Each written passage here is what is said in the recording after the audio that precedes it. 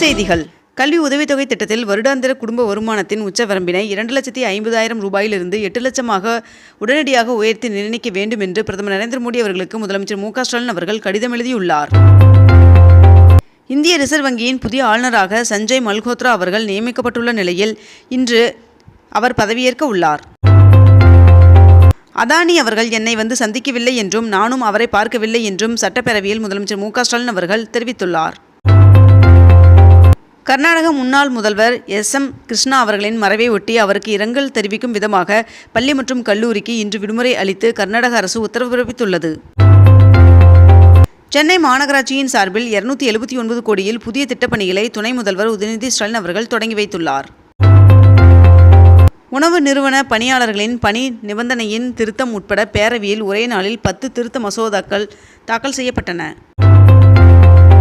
தமிழக அரசு போக்குவரத்து கழகத்தின் மொத்த கடன் 21,980 கோடியாக அதிகரித்துள்ளது என்றும் 2017ஆம் ஆண்டை ஒப்பிடும்பொழுது தமிழக அரசு போக்குவரத்து கழகத்தின் கடன் 3 மடங்கு அதிகரித்துள்ளதாக CAG அறிக்கையில் தெரிவிக்கப்பட்டுள்ளது. தமிழ்நாடு முழுவதும் 49 துணை மின் நிலையங்கள் அமைக்க நிலத்தேர்வு நடைபெற்று வருவதாக அமைச்சர் செந்தில் பாலாஜி அவர்கள் தெரிவித்துள்ளார். திமுக ஆட்சிக்கு வந்த பிறகு தமிழ்நாட்டில் GDP 2022-23ஆம் ஆண்டில் 7.1% அதிகரித்துள்ளது என்று CAG தெரிவித்துள்ளது. தமிழகத்தில் இன்று கடலூர், மயிலாடுதுறை, தஞ்சாவூர், திருவாரூர், நாகை, புதுக்கோட்டை ஆகிய மாவட்டங்களில் ஒரு சில இடங்களில் இன்று கனமழை பெய்ய வாய்ப்புள்ளதாக வானிலை மையம் தெரிவித்துள்ளது. இரட்டை இலை தொடர்பாக வருகின்ற 19ஆம் தேதி எழுத்துப்பூர்வ விளக்கம் அளிக்க EPS அவர்கள் மற்றும் OPS அவர்களுக்கு இந்திய தேர்தல் ஆணையம் உத்தரவு பிறப்பித்துள்ளது. திருவண்ணாமலை மகா தீப திருவிழாவை ஒட்டி வருகின்ற 13ஆம் தேதி உள்ளூர் விடுமுறை அறிவித்து அம்மாவட்ட ஆட்சியர் உத்தரவு பிறப்பித்துள்ளார். 2 நாட்கள் நடைபெற்ற சட்டப்பேரவை தேதி குறிப்பிடாமல் ஒத்திவைத்தார் சபாநாயகர் அப்பாவு அவர்கள்.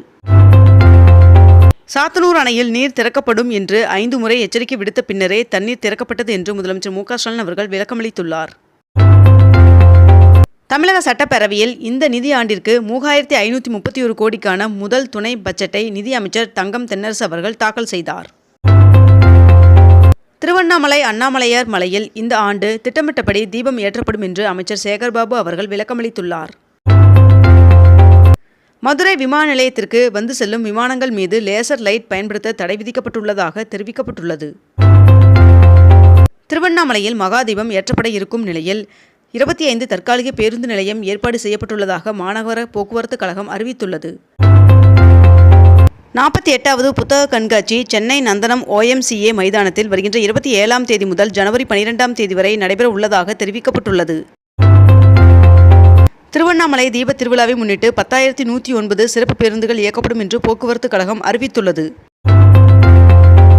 சென்னையில் 309 கோடியில் முடிவுற்ற திட்டப்பணிகள் மற்றும் 17 புதிய திட்டப்பணிகளை துணை முதல்வர் உதயநிதி ஸ்டாலின் அவர்கள் தொடங்கி வைத்தார்.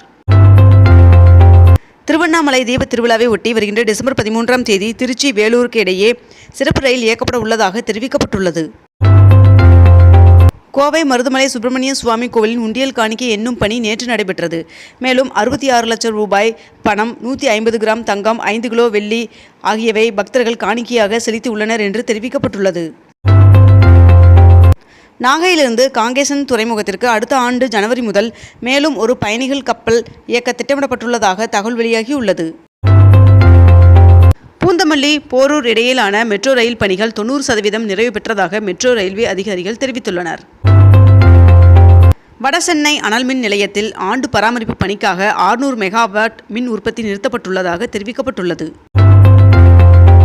இந்தியா கூட்டணிக்கு தலைமை ஏற்க தயார் என்று மம்தா பானர்ஜி அவர்கள் கூறிய நிலையில் அவருக்கு சரத் பவார், உதய் வி சிங், MP சுப்ரியா சுலே ஆகியோர் ஆதரவு தெரிவித்துள்ளனர்.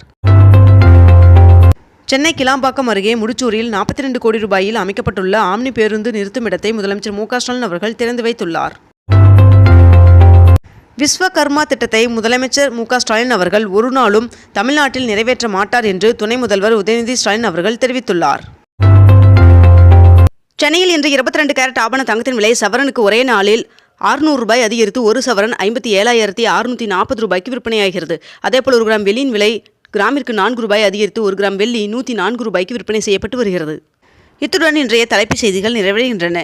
மேலும் இதுபோன்ற அண்மை தகவல்களை உடனுக்குடன் தெரிந்து கொள்ள அக்னிபூ சேனலை சப்ஸ்கிரைப் செய்து கொண்டு தொடர்ந்து இணைந்திருங்கள். நன்றி, வணக்கம்.